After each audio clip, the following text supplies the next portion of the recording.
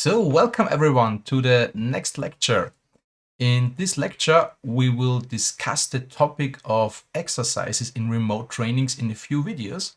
And in the first video here, we want to take a look on some basic concepts, how to deliver exercises, how to provide exercises in context of training in general, and what we can do in a remote setup.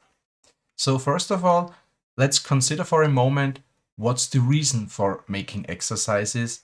Why do we like to integrate them to our trainings and teaching sessions? So the obvious reason, of course, is with exercises we can practice things that we have learned earlier. But aside of the obvious reason, there are also some complementary reasons here. So of course we have the activation of participants again, so it's a good interruption of a long frontal teaching series. We have the chance to use an exercise for raising awareness or for experiencing a lesson, which can be a great enabler before we dig into a particular topic. We can use exercises for anchoring of concepts, because if we make an exercise, this helps people to better set an anchor in the brain and to better remember the concepts.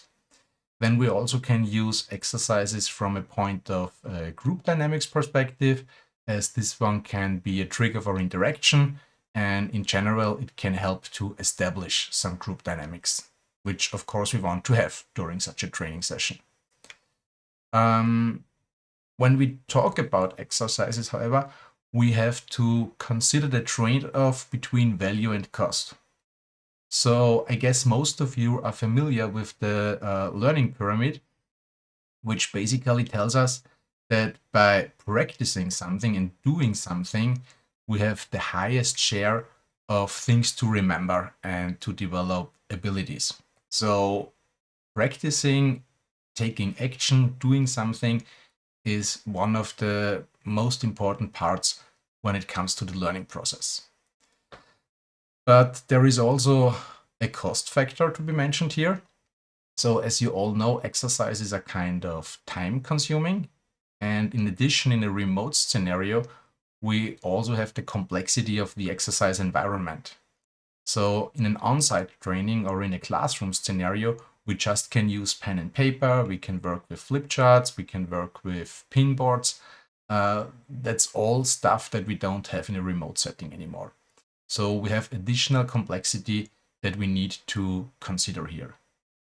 So from the training perspective or from the training goal perspective, when it comes to establishment of exercises, we should try to strive for efficiency of exercises and for simplicity, which means to make it as focused as possible, to concentrate on the key topics that we intend to teach or communicate in that case. So let's take a look at the training choreography to better understand at which places an exercise could deliver value and how we can integrate it. So a typical training will consist of different blocks, like we have an opening, some content blocks, probably a lunch break, and some content blocks again before we come to a closing and reflection session. And all these blocks that we have here typically have the same setup. They start with an awareness or an opener. This is where we bring the topic on the table that we want to discuss about. Then we have the content that we want to work on, and we typically close every learning nugget with anchoring or with practicing something to make it memorizable.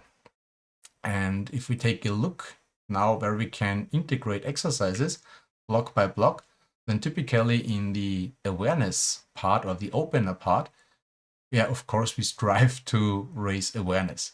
So the exercise tip that we choose here typically is a pretty quick exercise, which tries to experience a lesson, to give the audience some aha experience, just to open the doors for everything else that we want to discuss. For this purpose, an exercise is a pretty nice concept, but it's a matter of time. how much time we have in every block. And so some suitable alternatives for this opening would be maybe an audience survey, because maybe the participants are already open for the topic we want to discuss. Maybe we can integrate some storytelling elements, which also could be a nice element, or we could work with case studies to give proof maybe for a certain problem. The important thing here is that in this block, we want to get the attention of everyone in the room, that people understand why we are discussing what we're going to discuss in the content part. Yeah, and in the content part, which is typically the majority of every block, here we can integrate exercises for the goal of activation. So we try to get rid of all the PowerPoint cinema action, and we try to interrupt all the presentation stuff with different mini things. And here we could integrate exercises as kind of mini exercises or as a trigger for a quick interaction. Everything that helps to activate participants can help here. Yeah, and again, alternative elements for activation here can be drawing, storytelling, every change of medium, like showing a brief, short video or stuff like that. Everything that you can imagine can help here. Yeah, and the last part, which is probably the most relevant one for exercises, is the anchoring or practice part, where we try to work hands-on with content that we've learned before. So here we can separate between two different scenarios. I call it scenario A, the simplified exercise, and scenario B, the more enhanced exercise. And in the simplified exercise, this is typically a situation where in an on-site training, we would bring the people into small groups, and they work together on a pinboard or a whiteboard, and they just work on simplified stuff. And this could be, for example, I don't know, product journey, customer journey, system context analysis, some simplified scenario where they can practice some methods that we have learned earlier in the content block. The second scenario that we can see here is the enhanced exercise scenario. This is, for example, during a lecture where the topics that we learn are more complex, or at least they are too complex to be practiced on a whiteboard. This could be some programming exercise or whatever comes to your mind. And here we typically can separate into two parts. On the one hand, we have the exercise part where people really work, either as individual or as a collaborative exercise. And here it's important that this one is not necessarily on the spot. So it could also be that you give a lecture, and after the lecture, people go into a laboratory, or they have some homework or whatever, where they really work with the content that we've learned before. And then after this practical work, people can come back and we can elaborate, or we can further discuss the results of their experiences, and we make a common reflection or a review of the results or whatever comes to your mind. But it's like everywhere, whenever people practice something or create something with their own hands, it's important to reflect on the results and to give them some feedback. Yeah, and these are basically the typical scenarios for exercises. And now let's take a look on the setup that we are working with in a remote training. So probably most of you are using some tools like Zoom or MS Teams or whatever comes to your mind for a team call where the teaching session takes part just as a video call. So this means we have some classroom where the trainer can present his content, and we can have some communication as well. So this means inside the classroom, we have a communication aspect, and we have an audio video presentation for discussion and elaboration with the participants.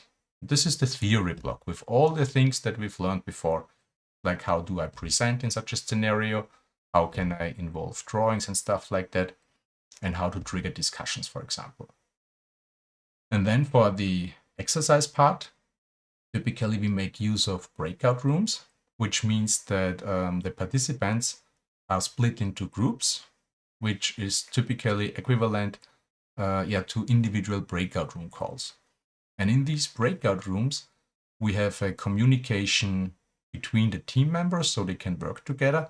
And we also provide some environment where they can collaborate and can work together. So this is basically the most relevant topic for remote trainings. Which collaboration space do I provide? So if we take a look at the different needs of the involved parties here, then of course for the participants, we have the need for communication and collaboration. And the communication typically is already delivered by the breakout rooms infrastructure. And the collaboration is the point that we take a closer look in this lecture. And some other aspect, if you think back to the different levels of communication, here the aspect is to have a very low entry barrier, because every entry barrier that you have produces noise, which means it distracts your participants from the content that they should work on. So that's the participant needs. And of course, we also have some needs on our side, on the trainer or teacher side, which is basically the possibility to jump into the individual breakout rooms and maybe to participate in the discussion, maybe to monitor what people are working on, and to just can jump in and reflect, give them help and stuff like that. So that's the one thing, the supervision. The second thing is that after such an exercise, we want to collect all the content and we want to make a reflection maybe in front of the whole audience. So basically by jumping through the different results, discussing it, maybe people from the individual training groups are going to present it, but it's just about to work out and to reflect what they created. And that's the obvious thing that we typically want to have here. If you give more trainings or more lectures, then probably you're also interested in efficiency. So this means we try to search a training environment or a collaboration environment which enables us to be efficient in preparation. So just to give you an idea, if you have to prepare, I don't know, you have 3 exercise groups and you make 4 exercises in one day, then you have to prepare 12 exercise or collaboration spaces for one training day. And if you make multiple trainings, then this can become very time consuming. So the efficient preparation is definitely a factor that we should take into account. So how can we do it, or what can we do now? So basically, to collect our requirements, the basic requirements, of course, are some collaboration capabilities for the people inside the training group, and also the possibility that I can jump in as the trainer. Then we want to have some noise reduction again, which means participants should be empowered to work with these things with as little learning overhead as possible to really concentrate on the topics. Then this point also correlates with the aspect of flexibility. So when we select a collaboration environment, we should try to find one that is flexible enough to make use of it for different training situations. Because if you use many different tools during a training, then for every tool, the participants need to understand how does it work. Do I need to scan maybe a QR code? Is it a questionnaire? Whatever you experienced. So the thing is, we really try to only use 1 or 2 different tools, because this prevents people from having to learn many different things. Yeah, and then of course, what is important for the trainer, as discussed earlier, the facilitation capabilities. So maybe I want to work with the exercises as well. I want to reveal some context later during the exercise. I want to generate documentation out of it, whatever you can imagine. And this also comes to the point of organization and management, like how much effort does it take to prepare the exercises, to clone it, to duplicate it, or to generate the reports in the end of a training. Yeah, and then if we take a look what's possible, what we have on the market, then we find we find thousands of different tools, and we can separate them in different classes.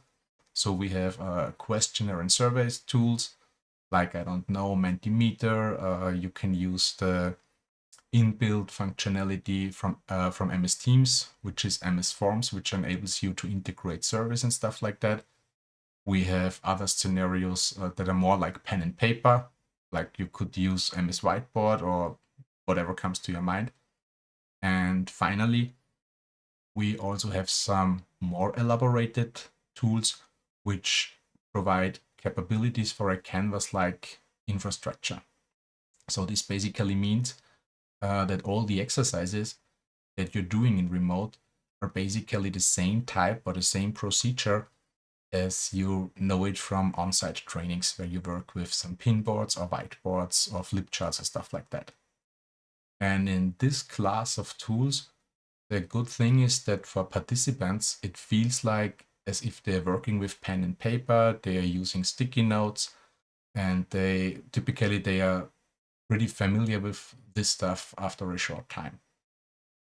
And if we take a closer look, which tools we do have here, then actually we have two main players on the market. The one is Mural, the second one is Miro or Miro. I don't know how to pronounce it correctly. And basically both of these two do a good job. So I've tried to work with both of them, and I felt very comfortable with both tools. But in the end, I ended up with Mural. I think it was because of the license model, because they have a very flexible licensing plan for teachers and consultants. I think this was the main criteria. But again, in the end, it's a matter of taste, and I think they are both doing a great job. So for the rest of this lecture, I would like to make a more closer look with you, and we will select Mural, because I have to select one tool, and this is the one that I'm working with most of the time. And with Mural, we will take a look, how does it look for participants? How can we prepare it? How can we improve our efficiency? And all the other tips and tricks. But again, this is just my personal favorite. If you prefer to use Miro or something else, then the usage is a little bit different, but from the underlying concepts, it's pretty clearly the same. So let's take a look how we can work with such canvas-based tools, and see you in the next video with a brief introduction to Mural and the concept of canvas-based tools. So see you in the next video.